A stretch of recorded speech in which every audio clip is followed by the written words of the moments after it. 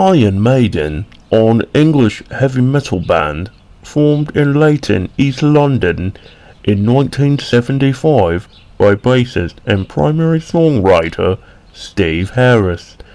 The band's discography has grown to 39 albums, including 16 studio albums, 12 live albums, 4 EPs, and 7 compilations.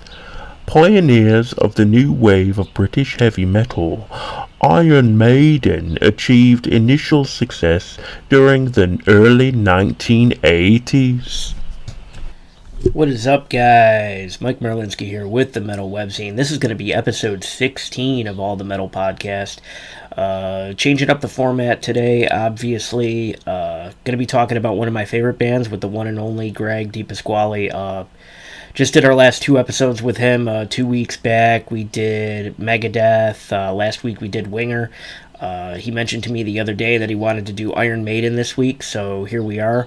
And I couldn't be more stoked. I changed the video format. I put up the flag. Have a nice little appropriate backdrop, I guess. I have a number of cool things here, Iron Maiden related, that you probably can't see. So I don't know. I got these cool little box sets that have the little figures inside, and then I got some cool Legacy of the Beast figures, and then I got this awesome Trooper guy that I found at Record Baron in Kenmore. Fucking sweet. He's nice and heavy. So yeah, just gonna give Greg a call, and we're gonna get into this episode. Enjoy episode 16, Iron Maiden Talk.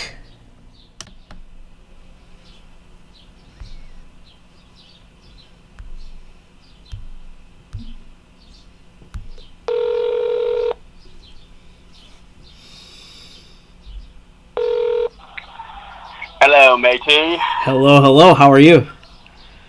I am well. How about yourself? Not too bad. That's funny, actually, because I did start this episode with an accent very similar to that. The classic, awful American British accent. Yeah, the awful, right, the British accent attempt that is always awful. Okay, so it's Maiden Week. Sure is. It sure is. How long ago did you arrive at this decision? I don't know. Probably. Generally, I kind of don't arrive at that decision until the end of the week, but, you know, I kind of had this one in the hopper because, I mean, they're one of my favorite bands. Yeah, of course. So I figured, this would be a lot of fun to talk about.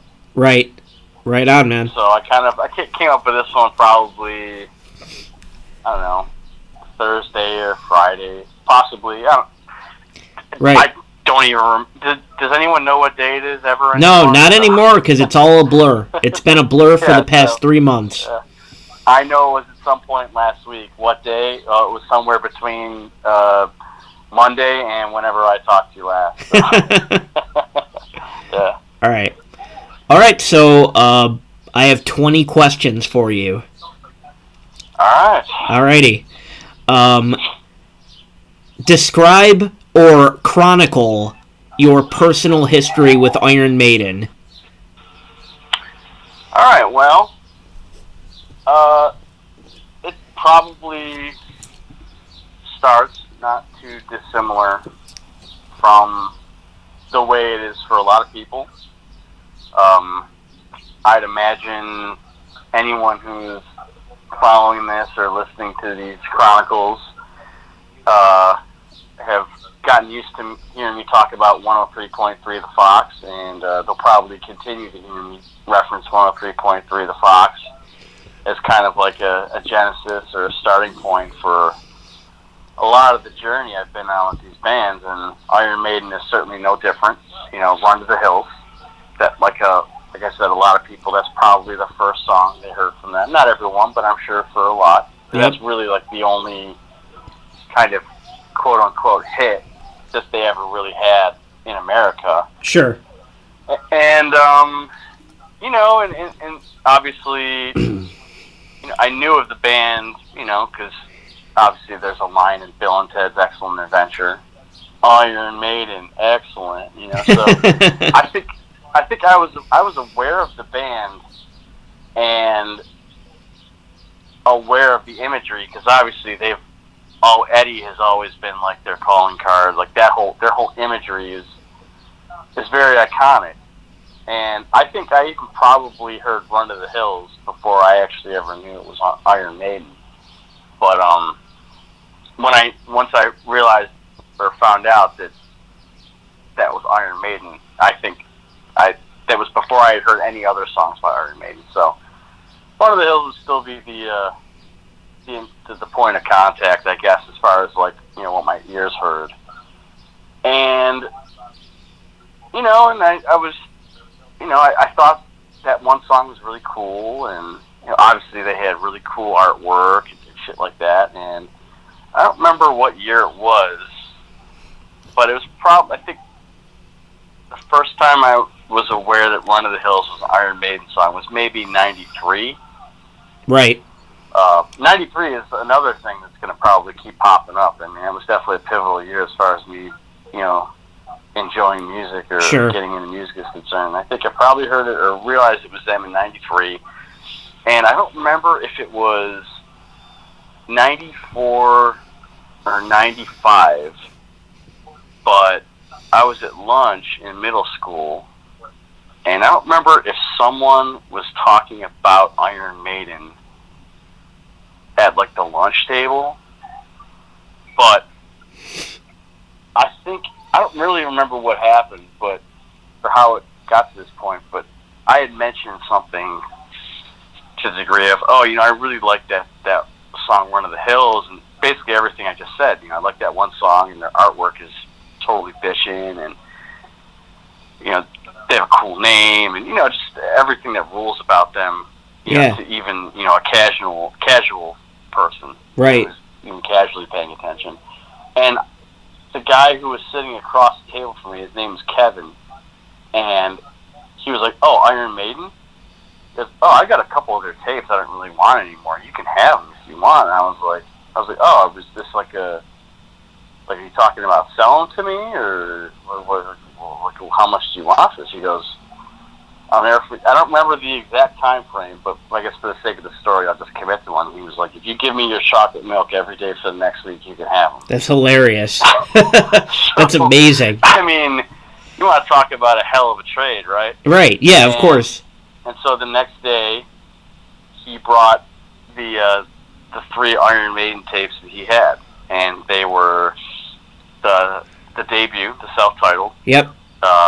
Killers. Yep. The second record. And Somewhere in Time. Yep. And again, the years are kind of foggy, but I feel like it was either in the next 2 months, I feel like I got a couple more, and these are all tapes, so I really hadn't even gone into CD land yet. I was still just basically like a tape kid or cassette kid. And I remember I got a real live one in New York City when I went on a trip with some family. And I think shortly thereafter, I got Number of the Beast. Hell yeah. Which that in and of itself is a bit of a story, because I don't know if you remember Boulevard Mall. They had, a long, long time ago, they had 2 record stores in it, which is really, I feel like, dates me, as far as, like, my age, as far as how I remember. And, like, there's no record stores in malls now, but Boulevard Mall, there was, like, fucking 2 of them, I only remember the ones at the Galleria. Yeah. Well, there was one at Boulevard Mall called Record Town. Okay. And it had, like, an old school, like, 50s convertible car, in the store. Fuck yeah. And I'll never forget. Actually, you know what? I think I remember I think this is going to be '95, just based on what I'm about to reference.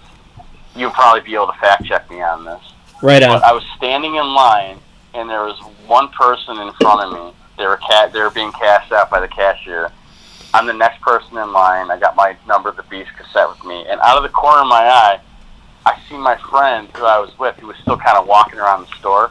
I don't know if he tripped on like a cord or like a bump in like the carpet or something like that, but he tripped and ended up falling into like this Casper, the Friendly Ghost movie display. And Oh, there was no. 15, 20, there was like, I don't know, like 10, 20 VHS, tapes on it, on this huge cardboard display, and he just tumbled into it and just fucking wiped it out. Oh, that's amazing.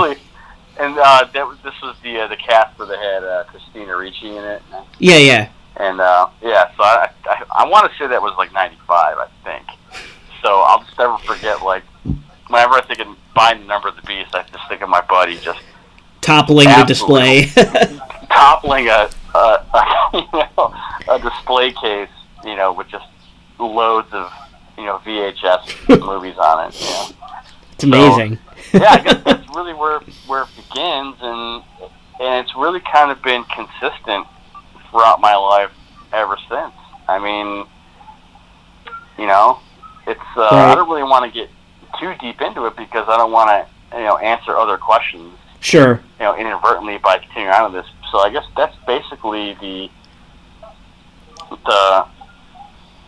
beginning. Your beginnings, right? That's the point. Yep. Of entry for me, so to say. So yeah, that's how it really all started, and it got in it, and I got into them really, really quick. Obviously, sure. I had, within like the first 2 months. I think most people could say that. I think obtained like 5 releases. So right. I think most people could say that. I think most people would be like, yeah, I fell in love with them right away. Most metalheads anyway who are into like the more melodic styles of metal. Like, Iron Maiden is just very appealing, like, right off the bat. Like you said, like, even if you're, like, casually paying attention, like, just the artwork and the name and, like, the sound alone is, like, really, really captivating. Well, what was cool, and I think that what was really, I think really prepared me for what I was in for in the long run with them, was just, if you think about the records that I had gotten in a short period of time, right, so I was given... The 3 I was gifted in the chocolate milk trade. Chocolate milk trade of 95, right? Yeah, I was. You got, right. So you got the first 2 with Paul Di'Anno singing. Yep. They're similar. Killers is probably a little more aggressive, but then you have Somewhere in Time, which is basically, it sounds like a totally different band. It really does. Sure. I mean, different singer, different kind of sound, different vibe. And then I got Number of the Beast right after that. So I kind of had like a really good idea of what to expect from them at that point. Yep. So, yeah. Right on. Name your favorite 21st century Maiden release. Favorite 21st century Maiden song? Yeah, Maiden release, like album. It could be a song. Album? Brave New World, without a doubt. For sure. Yeah. Absolutely. That would be my answer too, for sure. That, it's a great thing, but it's also kind of an unfortunate thing too, because it was great to have them come back with Bruce and Adrian. Yep. Like, so strong. Mm-hmm. But it's also kind of maybe, set the bar a little too high, for releases afterwards. Because, I love the band. I will support them, whatever they do. But, they haven't put out a record that I've enjoyed really as much as since as that one. Yep. Yeah, that was the right record at the right time. Yeah, it really was, dude. Yeah. Like, the first time I heard Wicker Man, like the first time I ever heard that album start, like, I was just hooked on it. And I feel like... Yeah, I think I feel the same way going forward because, like, as a whole, like, that album did set a bar that I think every subsequent album has fallen short of. I can agree with that. Yeah, definitely. Right. Okay, now name your favorite 20th century Maiden release. Well, that's a much more difficult question. Yes, it would be, right. Honestly, if you... I kind of... for years, it was the number of the beast. But for the past 4 or 5 years, and I guess that's the answer I'll go with for now, I'll go with Power Slave. No shit. Cool. Yeah. Hell yeah. Yeah. I think it's just because it's like it's almost like a point of departure for that band. Right. It's a really aggressive record. You know, they have, it's actually, it's got a lot of quicker, it's got some quicker songs, Yep. Songs like Back in the Village and Aces High, and obviously it's got Rhyme of the Ancient Mariner, which is, the song. When I think of Iron Maiden and their long epic songs, to me the bar is always going to be Rhyme of the Ancient Mariner. Yeah. But it's an interesting record in the fact that it's really just it's almost the end of phase 1 of the band. Sure. Granted, there are changes between the debut and Power Slave. Mm-hmm. But I feel like there's a connective tissue between all of them. Yep. Like they all kind of have that element of, I don't know, they're definitely more aggressive records than what was to come. Right. Mm-hmm. And then, so I feel like that's kind of the last record of that. Of that era. It was like a rite of passage to the next era. Yeah. Mm-hmm. Definitely. Yep. Mm-hmm. And obviously, it's just a great record. I mean, there's really no, I can't think of really anything weak on it. It's just, and of course the album, the artwork is amazing too. So. Right on. Yeah. Okay, so the next 2 questions I had are kind of tied together, so I'll just ask them both. First, your opinion of Paul Di'Anno's vocals while in Iron Maiden, and then the follow-up would be your opinion of Paul Di'Anno's solo albums. Well, I think the 2 records they did with Paul are great. I feel like his vocals, they fit the band perfectly. I have nothing bad to say about his work with Maiden. It's great. And obviously, would he have been the right guy for stuff they did later on? Probably not. I couldn't imagine hearing him sing like, something like Alexander the Great. Yeah, it's a good point. Like he doesn't have that kind of vibe. That vibe or that range, maybe, right? Yeah, like, Bruce Dickinson is he's basically like he's almost like a Broadway dude. He has like that theatrical element to him where he can, and he obviously he's a different kind of singer too. So yeah, he really is. I couldn't picture Paul doing the stuff they did later on. Especially the stuff like in the late '80s, like Somewhere in Time and Seventh Son. But right. He's great for the records he's on. Sure. As far as his solo stuff is concerned, I mean, his voice is basically all the same, but the quality of the music it varies, and that's probably being kind. I mean, I haven't really heard a ton of it. I'm most familiar with the stuff he did at the early 90s, which was called Killers. And that was pretty cool, but after Maiden, he kind of fumbled around for a bit. He did some kind of commercial sounding stuff. He seemed to really kind of not really have, he seemed like he had kind of lost his way, as far as, musically is concerned. I mean, he's obviously had a lot of other problems as well too, but, his stuff outside of Maiden is definitely,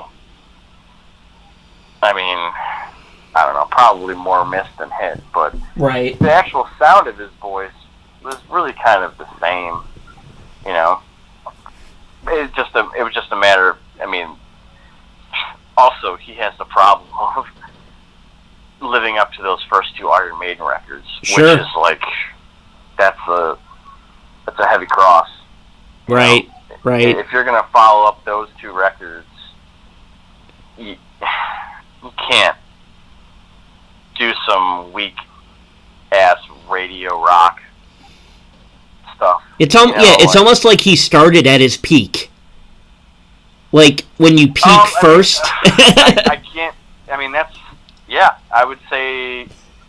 Yeah, I would say he peaked at the very beginning, which is which is great. But it also, depending on how long your story is, that can also be very daunting. Yeah, it's a setup, almost. Yeah.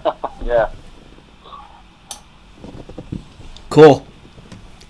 So what was the second question? Did I answer both of them? Yeah, you pretty much answered it because I was asking about his vocals and then his solo stuff. Oh, right, yeah. Okay, yeah. That's all I got to say about that. Right on. Okay, so of every Iron Maiden record he appeared on, which do you think is Bruce Dickinson's strongest performance?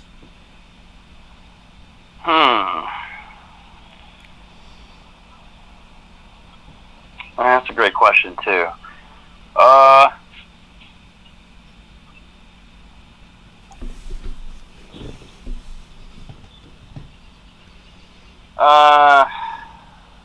See, the problem with that question is that they had a run just as a band that's probably unparalleled. Sure, absolutely. In the history of the genre, like their run from 80 to 88, which, all but two of those records are Dickinson records, and they're all stone cold classics. Yes. And so, it makes that question very difficult to answer. But I can't cop out and not give you something here. I would. Shit. I think it comes down to which album in your mind right now has the most killer tracks on it. Because even that's kind of how I'm thinking. So that's why automatically my brain went right to Power Slave. Yep. But I also kind of didn't want to up here to just cop out and answer the same question twice. But his, part of what, when you're dealing with bands like this where there's, melodic vocals, you do kind of have, well, at least you don't have to. I take into consideration, the caliber of every element involved. And so, if I'm going to love Power Slave, it's probably because it's the most perfect picture, which would include great performances from everyone. From everybody, including Bruce, right? I'll double down on Power Slave for that, too. Yep, right on. Your all-time favorite Iron Maiden lineup?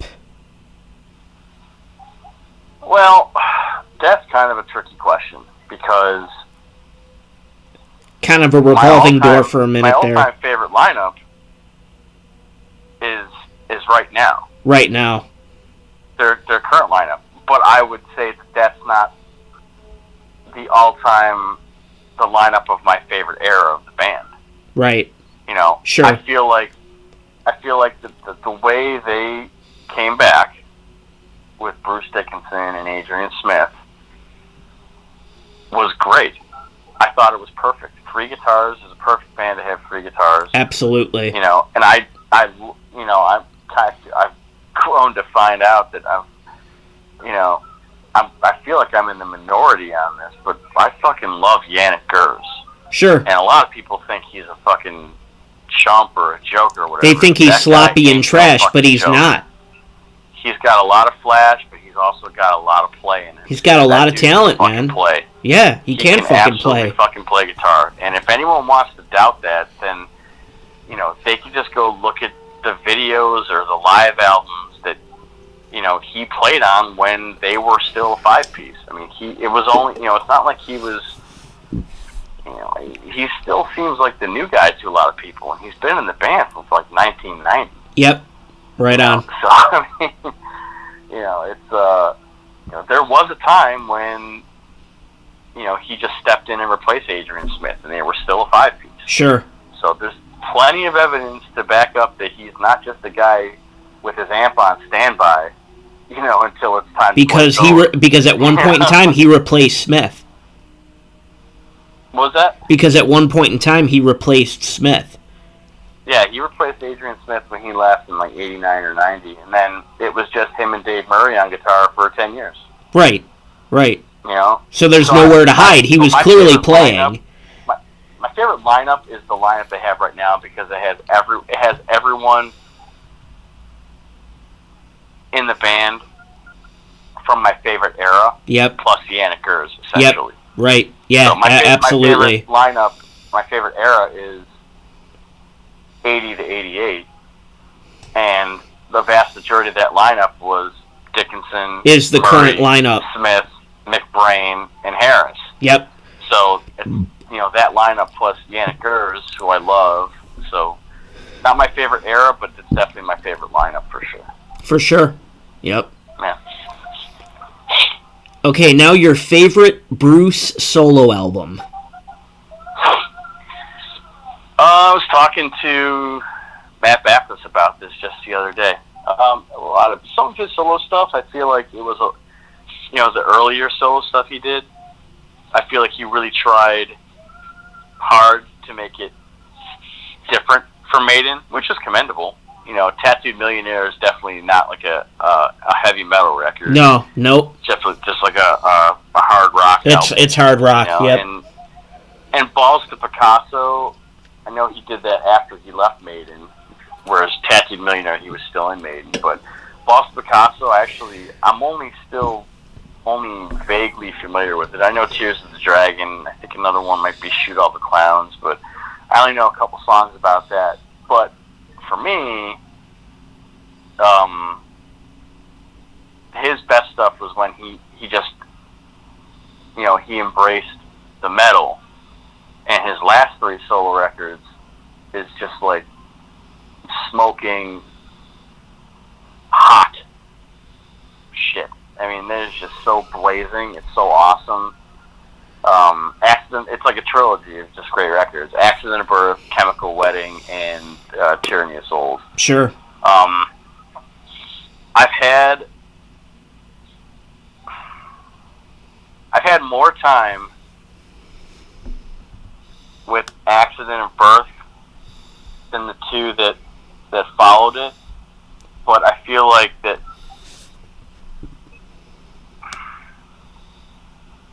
Shit, Right. I feel like the record that probably best encapsulates that whole era of his solo career is probably The Chemical Wedding, because it's kind of conceptual. It's like it really crystallized the sound that he was going for, and a lot of that is, a lot of the credit for that belongs to his producer that he had at the time, which is also the guitarist in his band, a guy named Roy Z. Mm-hmm. And he's also the guy that kind of helmed the Halford comeback a few years later.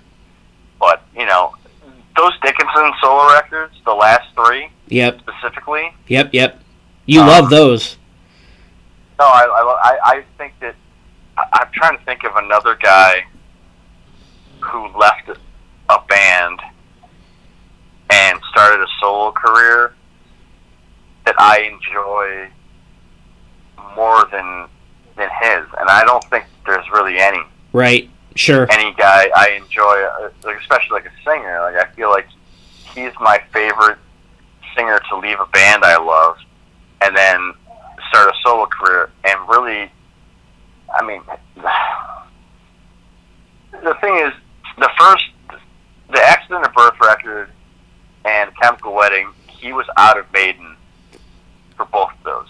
Tyranny of Souls he did, I think, in 2004, 2005. So he was already back in Maiden at that point. But I feel like that Accident of Birth and the Chemical Wedding, maybe not directly, but I feel like that might be, indirectly responsible for him and Adrian getting back into Maiden. Because those records were so good, and Adrian Smith was in Bruce Dickinson's band at that point on those albums. So I really feel like, and they always wrote a lot together. even in Yeah. the Maiden days, like they wrote 2 Minutes to Midnight together, stuff like that. Right. And I always thought that how well those two records worked creatively, because it's not like they were like huge selling records, just because that style of music just wasn't very in vogue. I mean, Maiden wasn't doing well, so really anyone who was just only at that point only affiliated with Maiden probably wasn't doing that well either, as far as like kind of sales wise. But creatively speaking, those records are monsters. Yep. Mm-hmm. And like I said, I feel like that has something to do with why they ended up getting back in the band. Sure. But yeah, so I would have to go with Chemical Wedding. Yeah. For sure. Right on. So completely switching gears vocally, talk about the X Factor and Virtual 11 from two separate points of view, musically and vocally. Well, I guess we'll take care of the vocals first, because that's sure. Obviously the biggest change yes. right there. Yes. Full disclosure, I'm not a big fan of those records. Sure. I mean, there's kind of like, there's a high point on one of the Ripper Owens Priest albums. There's a high point on one of the Blaze Bayley records too. Man on the Edge off the X Factor, I think, is probably a top 10 Maiden track. Yep. For sure. I love that song. It's great. Mm-hmm. I don't like the way Blaze Bayley's voice sat with Iron Maiden. Right. Wrong band. Wrong band, and I don't know because I've heard some of his solo stuff afterwards, and I felt like it fit better with that. Yep.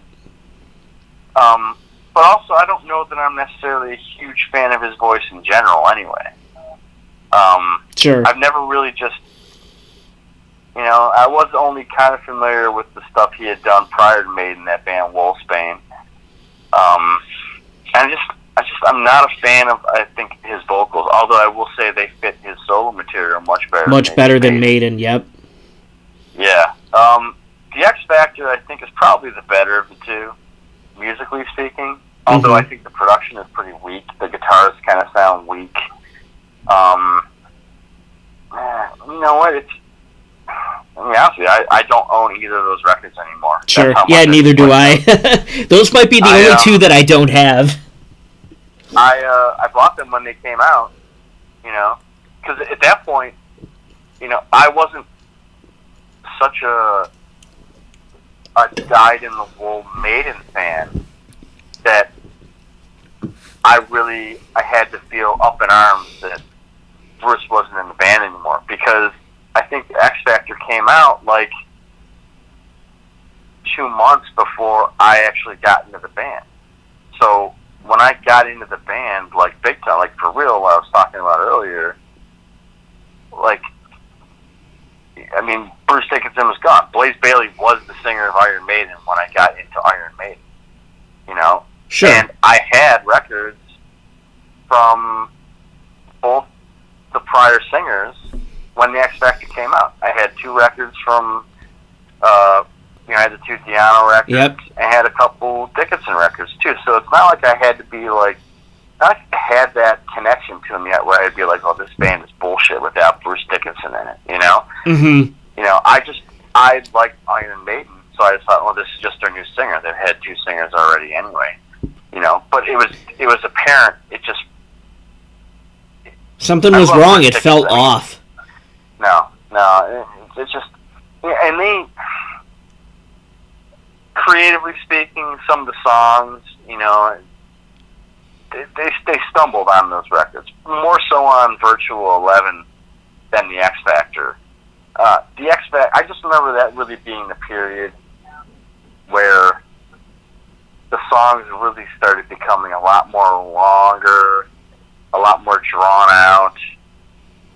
Just they lacked the some of the oomph, that they always had. Which is fine. I mean,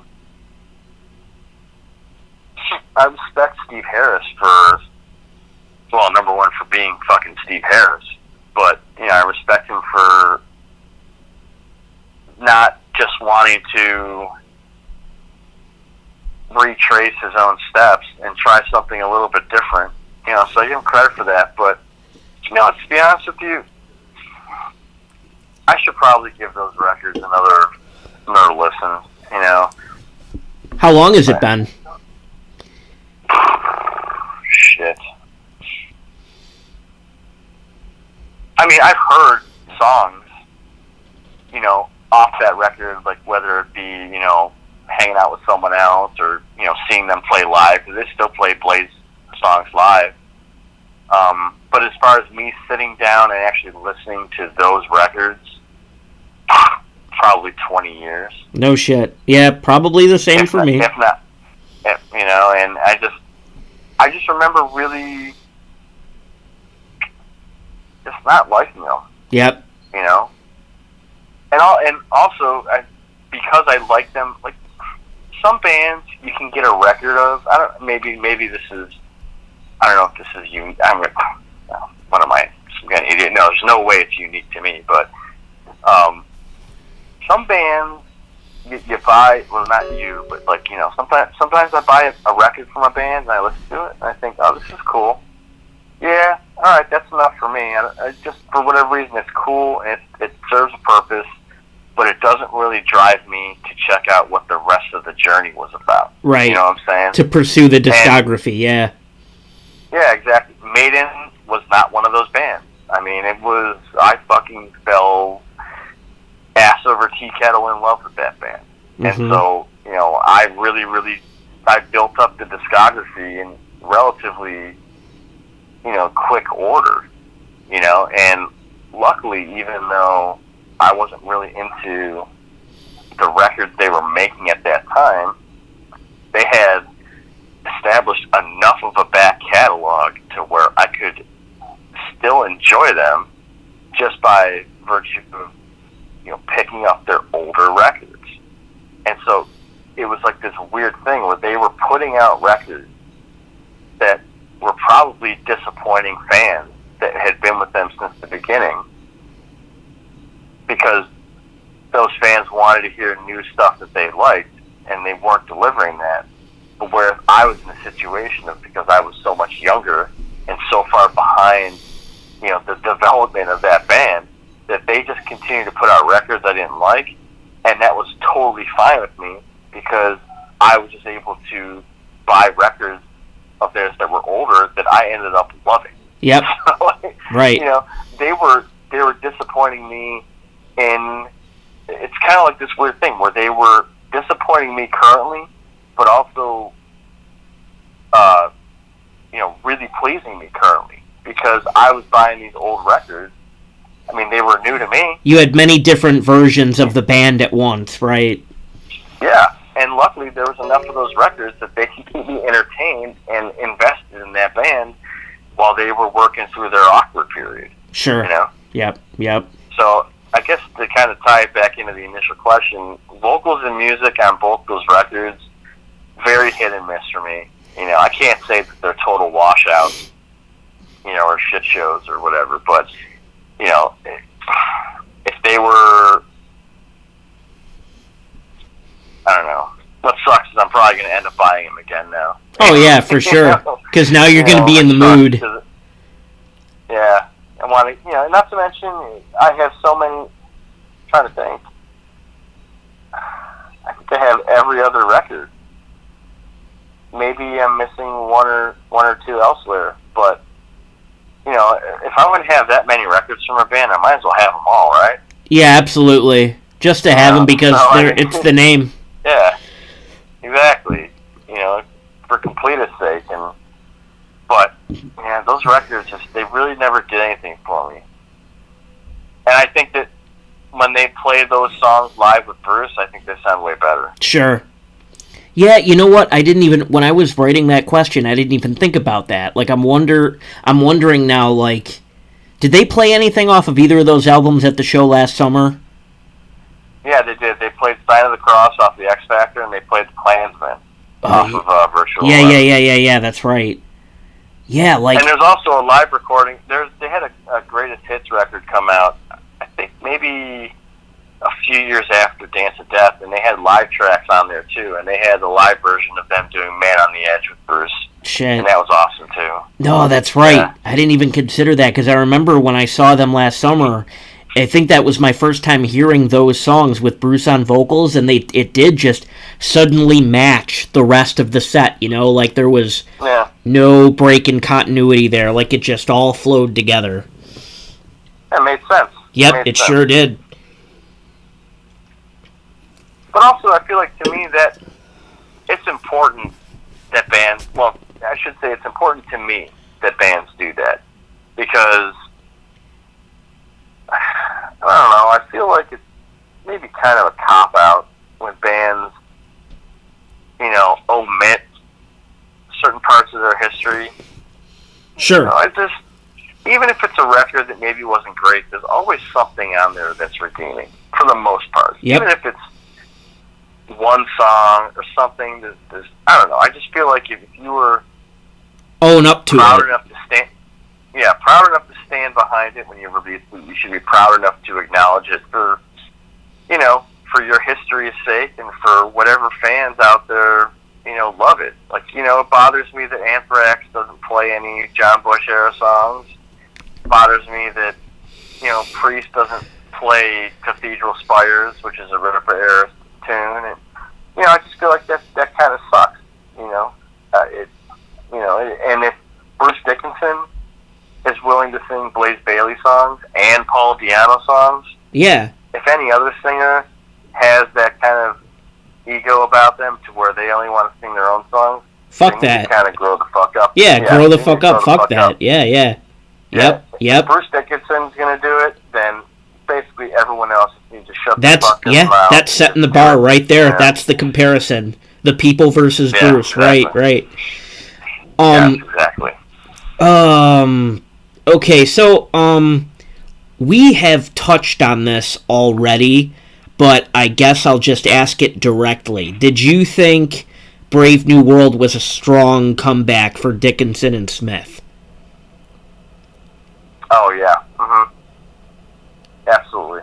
I mean, like you said, we kind of already touched on it, but... Yep. I mean, it was the record they needed badly at the time. Sure. For sure. Yep. Right on. How many times have you seen the band live? Only twice, actually. Only twice. But have you watched a lot of live DVDs and stuff like that? Oh my god, yeah, tons. Okay. I used to rent their videos from fucking Video Factory. Right. Okay. So the question actually is, the coolest. What was the coolest Iron Maiden stage show you've seen? Well, I mean, that's got to be Live After Death, and that is the ultimate. That is apex metal presentation right there. Sure. I mean, that's what it's fucking all about, man. Right. I mean, that's iconic. Right. Oh well, the performance in the stage show they had last summer, though, I mean, that was fucking awesome too. Yeah, a lot of switching things out. I mean, they pretty much they would totally convert the theme. They'd switch out the theme for every song just about. That was really cool. Yes.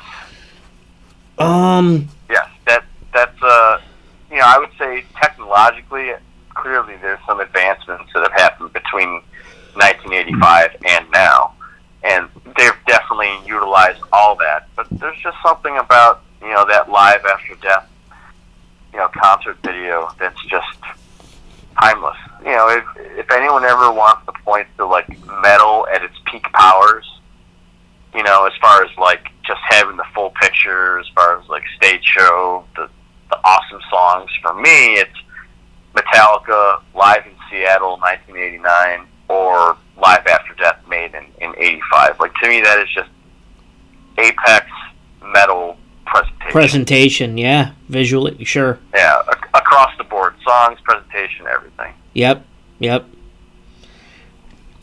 how does the Book of Souls hold up against prior releases?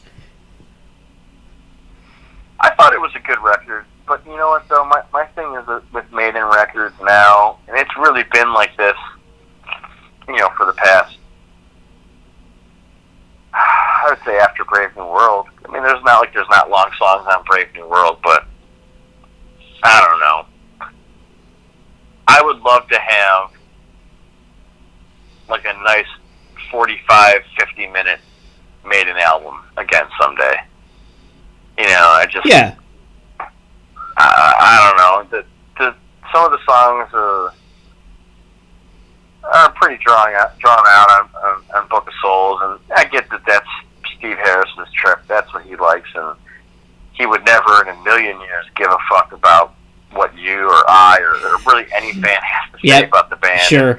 He's going to do whatever. He's going to do what he wants to do. Yep. He wants. Yeah. And honestly, like, even though I'm not crazy about that stuff, I don't want Steve Harris to ever do anything to compromise himself, right? Don't hold back. I don't ever want him to do. Obviously they do awesome stuff.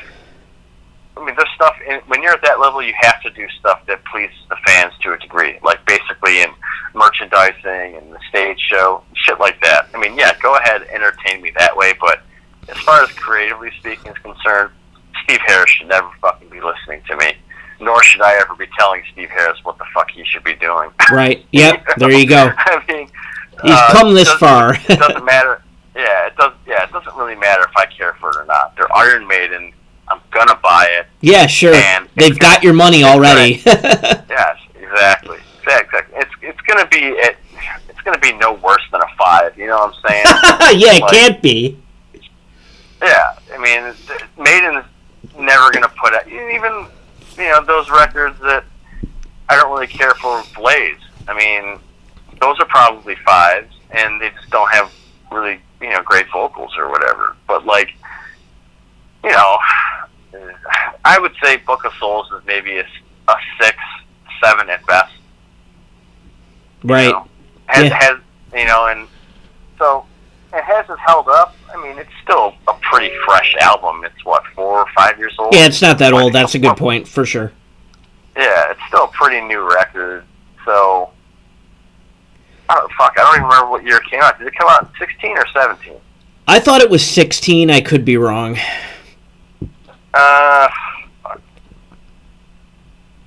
At this point, I'm basically relegated to remembering things on how many kids I had at the time. And sure. And honestly, I don't even remember how many kids I had at the time that record came out. So, I would say that, yeah, I think 16 or 17. But yeah, it's for what it is, it's held up. I mean, it's not shitty. No. But is it something that I'm going to go to when I want to hear Maiden? No, it's not. Right. Sure. You're going to go to those classics. Yeah, for the most part. Right. Yeah. Or Brave New World, Sure. Although it's so weird to think of that as still like a new record, but that came out 20 years ago. I really do. I do the same thing. I really do still think of Brave New World as the new Maiden. I know. It's crazy because it still feels like it's a new record, but when that came out, I had a Discman. I had a Sony Discman. I would walk around and listen to it on that. I did too. I did too. Absolutely. Okay, so mentioned artwork already. Your favorite Iron Maiden album cover, and as a follow-up, your favorite version of Eddie. I don't know if I'll be able to answer those separately. I feel like my favorite version of Eddie is probably going to be my favorite album cover. Sure. Let me take a look here. Let me just pull up these covers in front of me. I mean, Killers is great. I mean, that one's awesome. I mean, they're all pretty fucking cool. They are very cool. They're very cool. not Dance of Death. That album cover looks terrible. Someone got a hold of like early Photoshop or whatever and just ran amok with it. And boy, does that thing stink like shit. It's a terrible album cover. I can't even think of what's on that right now. Oh, it's a lot of dumb shit. It's a lot of dumb shit. I mean, it just... You know what? I'm going to go with Number of the Beast. The Devil's on it. You know? Right on. Hell yeah, man. Right on. And the best part about it is like, I love the fact that the devil isn't the one. Like, I love that it's saying, no, the devil isn't the evil in the world. The evil in the world is Eddie. You know, I think that's the best part because the devil is Eddie has the devil. Eddie's the puppet master of the devil on that album cover. You know. And Yeah. That's fucking awesome. That's rad. Right on.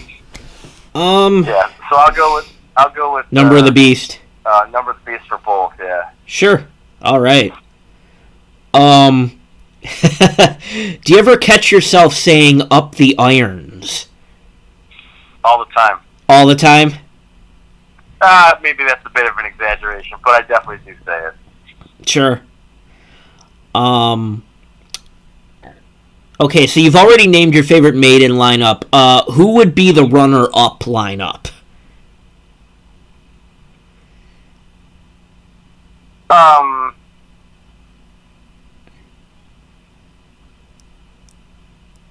Well, I guess the runner-up lineup would be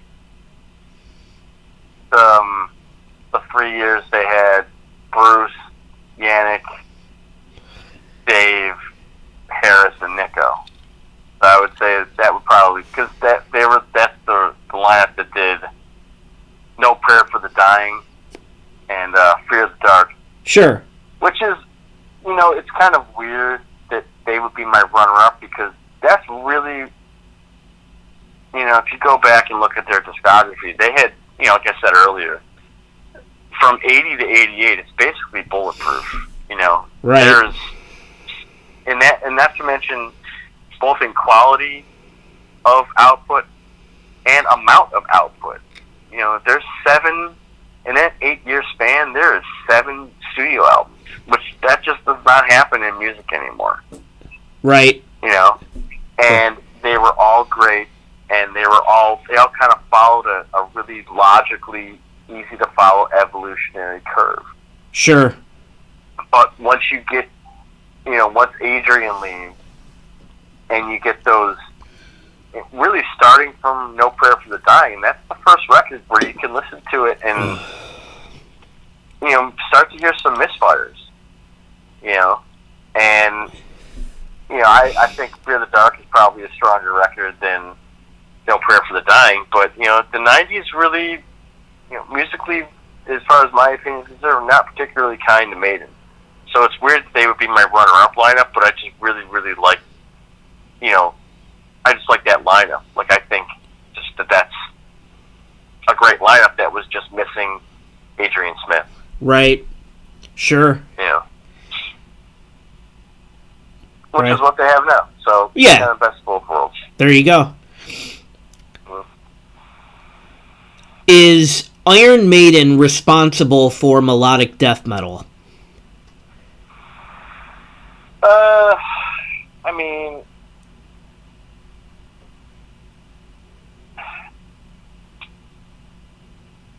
you know, indirectly. Sure. I guess you could say that, yeah. Right. Indirectly, but you could also say that, I mean, other bands did the harmony guitars thing. You know, it's not like Maiden invented that. I mean, invented it, right? Yeah, of course. They definitely ran wild with it, and you know, but you know, Thin Lizzy did oodles of 2 guitar stuff, but they were. I wouldn't say Lizzy was a heavy metal band. I mean, I would definitely say they're indirectly involved in the creation of it because,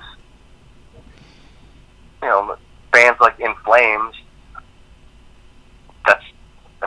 those bands have not been shy about loving Iron Maiden. Yep. And if they say they don't, they're fucking lying. Yeah.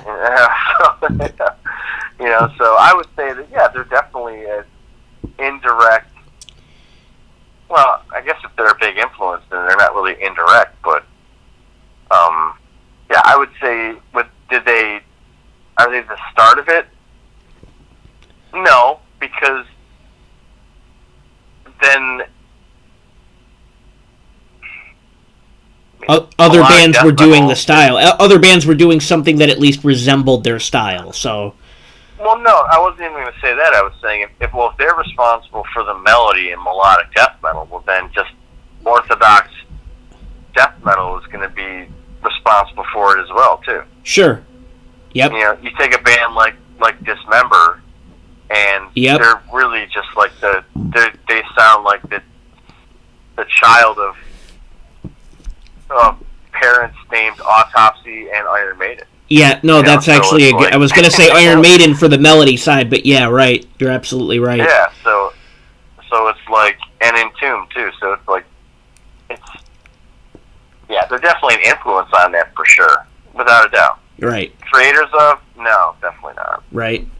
Or solely responsible for? Definitely not, but a big part of the beginning. Yeah. I would say so, yeah. Yeah. The most impressive Maiden tribute that you've ever seen or heard? Like a tribute band, or just like tribute band, or maybe song? Yeah, maybe it was a band you saw live. Maybe it was something you just heard on YouTube or something. Well, I've seen. Well, there used to be that 2 Minutes to Maiden band around here. They were fun. There's that all-female tribute band that Nita from Alice Cooper's band was in first.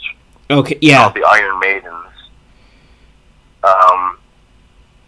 I haven't really. I think I've maybe heard them or saw a video of them playing, and they sounded awesome too.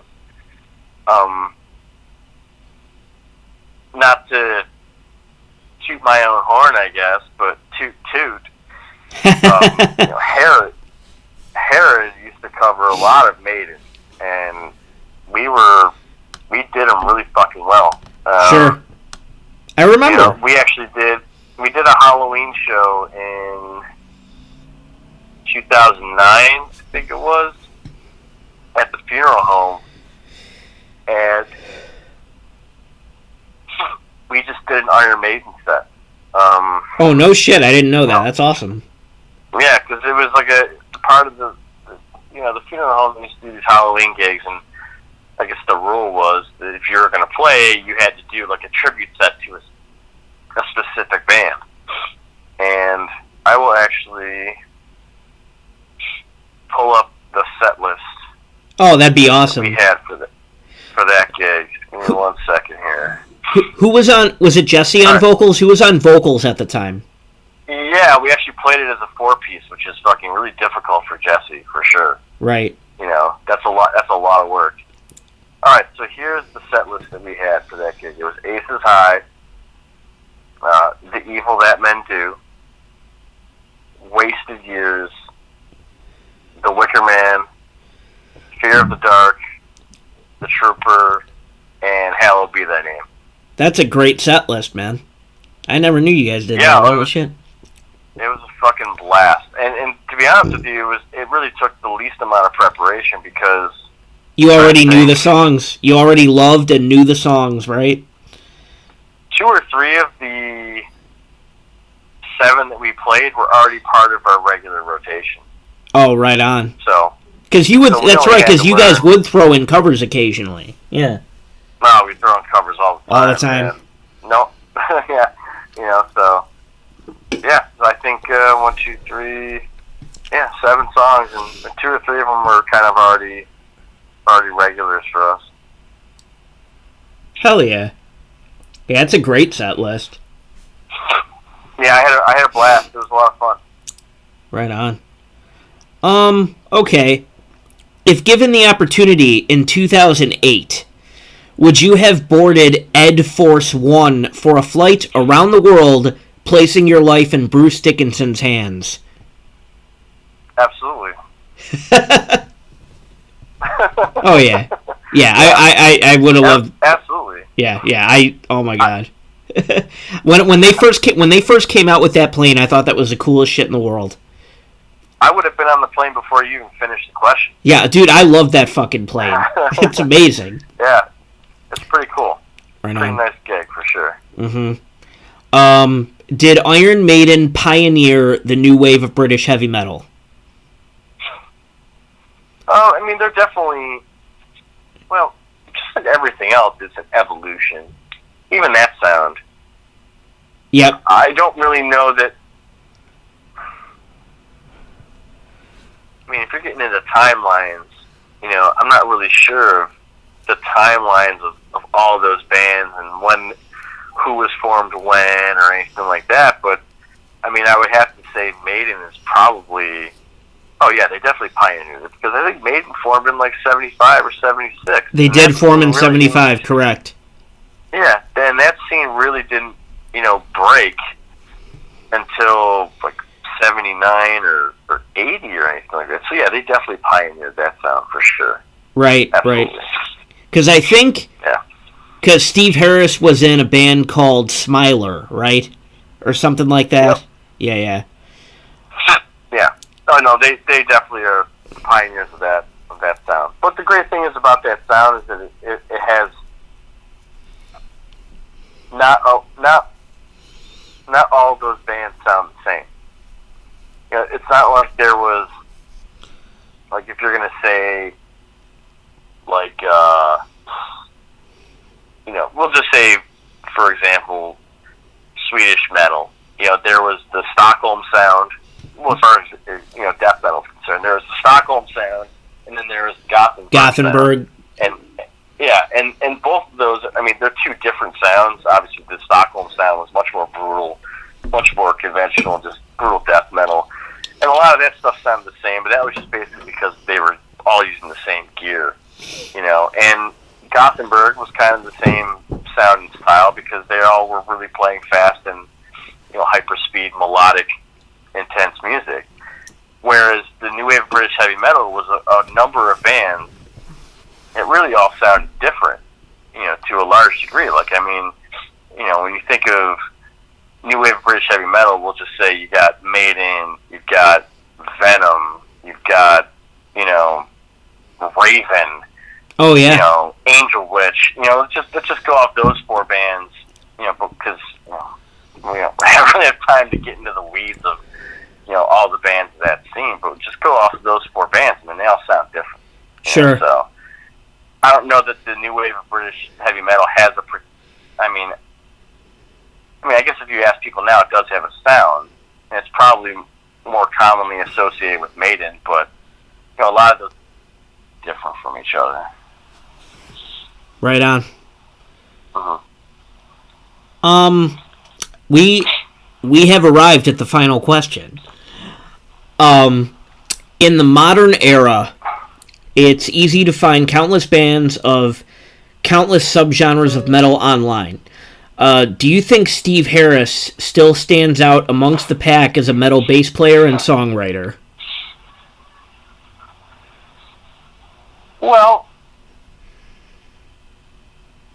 I think he always will. Mm-hmm. Just because of the discography and, the legacy of the band.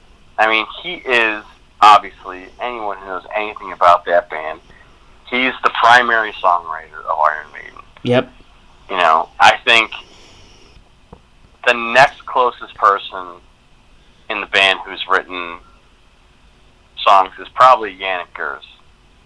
I think, but I mean, there's still a very wide margin between how many songs Steve Harris has written and how many songs Yannick Gers has written for Maiden. Yep. But yeah, I think that he will always be vital, just because of what he's done. The older the history. he gets, Yep. he's not going to he's definitely still a great bass player.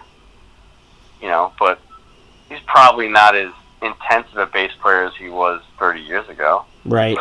Sure. We're talking about someone who's fucking 60 years old or whatever at this point. Yep. Or close to it. Yep. And that style is that he played a very demanding style of bass. Yep. Right so on. regardless of what happens with Maiden or him from here on out, it almost doesn't even matter. Sure. They could do 3 more records. They could all be just giant piles of dog shit, and to me, that band they're unkillable. As far as Right. perception goes. They've created so much good that the bad is kind of, they're Teflon. It just kind of rolls right off of them. Yeah. They have some records that are just, not particularly interesting to me. Sure. I bought them, and I wouldn't say that they're bad, but compared to others, right? Yep. Captivate me or maintain my attention. Mm-hmm. So, but that band is, they can't stop Iron Maiden. It's Iron Maiden, yeah. Mm-hmm. They're an institution. Yeah. They have. Sure, at this point, yeah. I mean, they'll always be aligned with the heavy metal crowd, the headbanger crowd, but they really have transcended, that genre. Yeah. They've gotten to the point of, where you'll see. I mean, yeah, it's in an ironic sense, but you'll see people like, the Jenners or Kardashians or whatever. Those type of people. You know what I'm saying, though? You'll see those type of people wearing Iron Maiden shirts, yeah, dude. Ironically. Right, because it's going to tickle, it's going to trigger metalheads, yeah. Yeah, I mean, obviously, wearing stuff like that ironically is anathema to people like us. I mean, that's just not how we do it, but, Or they'll do it with, Slayer, yeah. They're in that level of, rare air. They've never stopped. They've never broken up. I mean, they've always found a way to keep it going. And so Harris's legacy is safe. Maiden's legacy is safe. It almost doesn't matter at this point what happens going forward. True. I guess as a follow up to that, do you have a favorite Steve Harris lick, bass riff? I got a few of them. I don't really know if there's one in particular, but I guess the first one that kind of immediately came into my head when you asked that question, it was the melody he plays in The Number of the Beast. Yeah. Right after the solo section and before the last verse right. of the song. Oh yeah.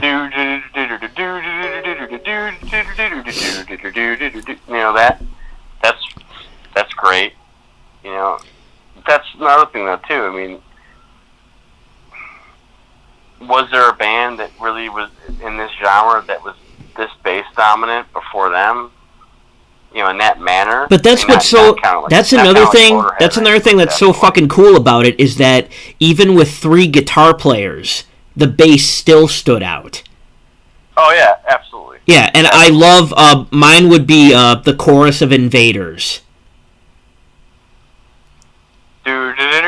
Yeah, I just it's so comical. I know a lot of people do not like that song. I think it's specifically because of that riff. It's so comical, but I love it. I love that fucking riff.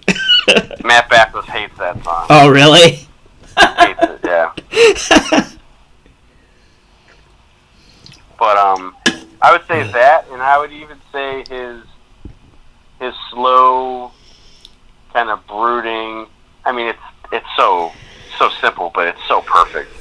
That slow, brooding bass line in the quiet middle section of "Rhyme of the Ancient Mariner." Oh yeah. Do do do do do do do do do do do do do. Like it's just so perfect, you know. Yep. Mhm. No, I mean he's a bass legend for sure. Yeah. Yeah. So, did you at this point did you have anything to add? Um, yeah, I could probably add tons of stuff. I mean, they're just a band that has meant a ton to me, and they're probably, you know, I've said this before. They're probably, well, they're not probably. They're definitely in my top 5. You know, there's a very real chance that they're my number 1. You know, just because everything that they do, like just, you know, once you kind of, not like I was ever really in a band where it was big business or, you know, a lot of money involved or whatever.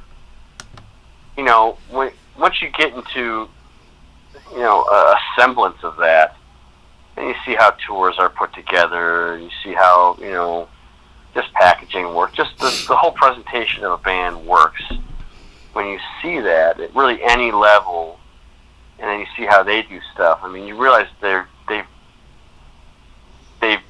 been doing it right since the beginning, for the most part. I mean, they cultivated an image, you know, that they've stuck with, and as a result, it's timeless. You know, they always do right by themselves first, and because they do right by themselves, ultimately, They're doing it right by like the fans. I was saying earlier, they're doing right by the fans, because I think that most fans, well, I would hope most fans, don't want Steve Harris to all of a sudden just start listening to people. I want Steve Harris to do whatever the fuck Steve Harris wants. Because that's what's worked so far. That's just too fucking bad for me. Right. You know? Yep. You know, and that's just how it is. You know? Mm-hmm. They just do everything the right way. Yep. You know, they've always been super high integrity. You know, they've never really had, you know, they've never really, quote, sold out. You know, they've never really done that. They've never tried to be as big as they are, but yet they became it. Yep. You know? Mm-hmm. And there's an intangible there that you just can't teach and you can't copy. You know, you have it or you don't. Right. And they are just, you know, they have that intangible. They're in, you know, they're not bigger than Metallica, but they're pretty fucking big. Mm-hmm. Just as recognizable.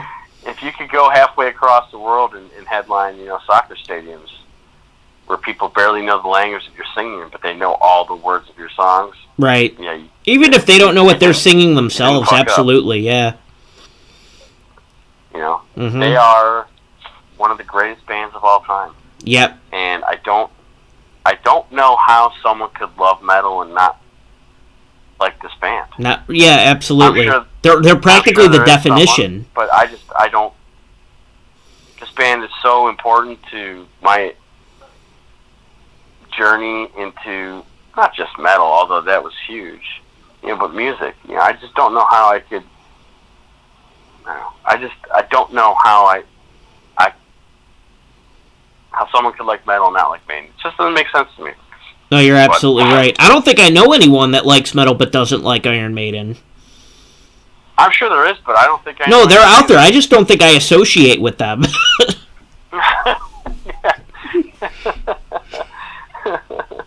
No Maiden haters allowed. Right. You know. Right. I just think there's the things that I don't care for about them are super.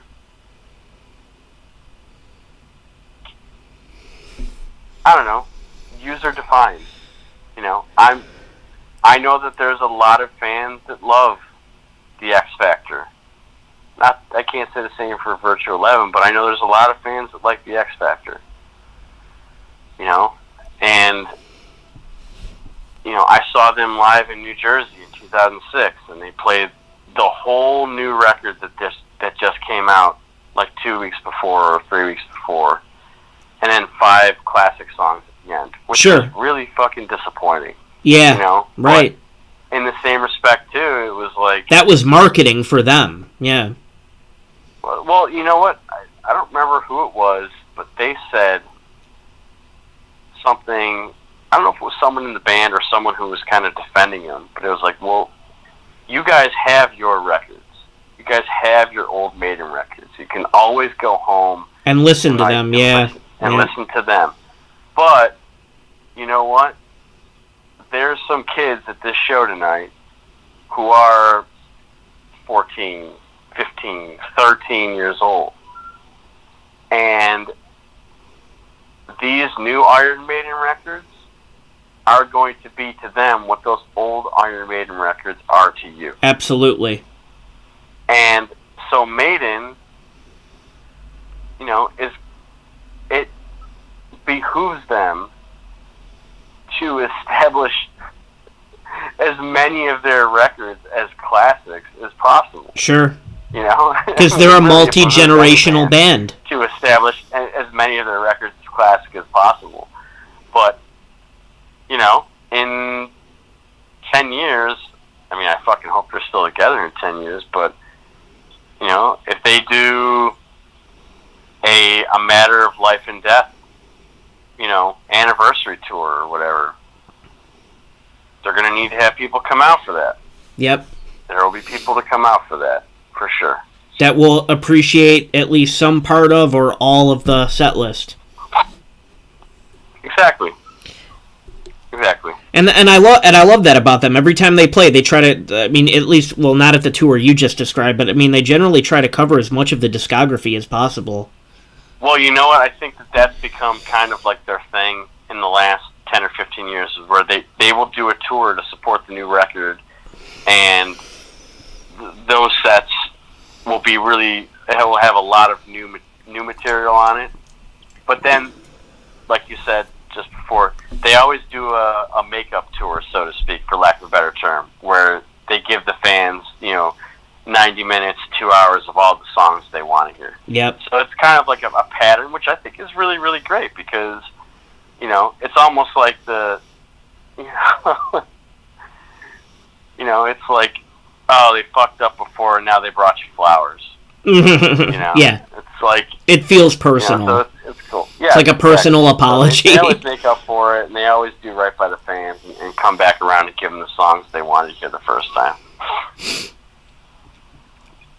But yeah, when I saw them, I actually saw them during the October storm in New Jersey. Oh, yeah? Yeah, it was fucking crazy. We got out of Buffalo just as the shit started hitting the fan. We barely made it out, too. If we had left, I would say, if we had left 20, 30 minutes later, we never would have got out of Buffalo. Oh, no shit. Wow. Yeah, we went to Rochester that night. We saw Vital Remains, Dismembered, Grave, and Withered. Wow, what a tour. Montage.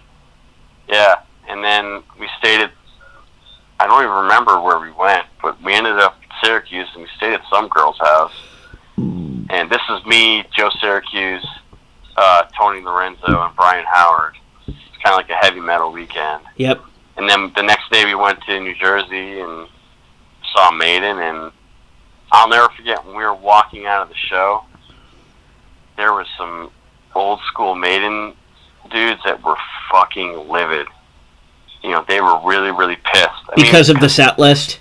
I don't know if they weren't paying attention, but Maiden had, for all intents and purposes, before the tour started, told everyone it was a disclaimer. Very, very intense, heavily, on the new record. And I don't know if this person was unaware of it, but we were walking through the parking lot, and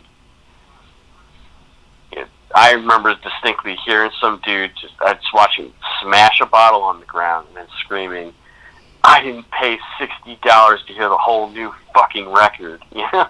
Like, right. You know, there was people pretty fucking mad in that parking lot after that, but, you know, you don't do something like that and you don't act like that if it's about something that you don't really give a shit about, you know? Yep. So, yep. if you can be that old and get that mad about your band still, then your band's probably still doing it right. Mm-hmm. Oh, yeah. Yeah. Very evocative band. Yeah. Classic. I mean, yep. One of the best of all time, and I mean, fuck, I can't imagine anyone wanting to argue that with us. But if they wanted to, I would definitely die on that hill for sure. Yeah, hopefully people listen to this one. Hopefully we get some comments. Yeah, well, you know, it's a band that's you know, slightly more popular than Wingers. Oh, slightly. Just a smidge more popular than Winger. Yeah. But you know, it's kind of tough to talk about everything about this band in a format that's really listenable. You know, conceivably, if we were just doing this to entertain ourselves, this would be like a 5-hour thing. This would be very long, You know? yeah. Yep. Yeah, it'd be very long. But, you know, for whoever's listening to this, obviously we are keeping you in our thoughts when we are preparing these things. So, yeah, most people don't have an attention span for half of what we've just done. So yeah, not only that, but if they're working or whatever, they just don't have the time either. But yep. I don't know. You tell us, listener. Do you want to hear us talk about Maiden for 5 fucking hours? I mean, I doubt it.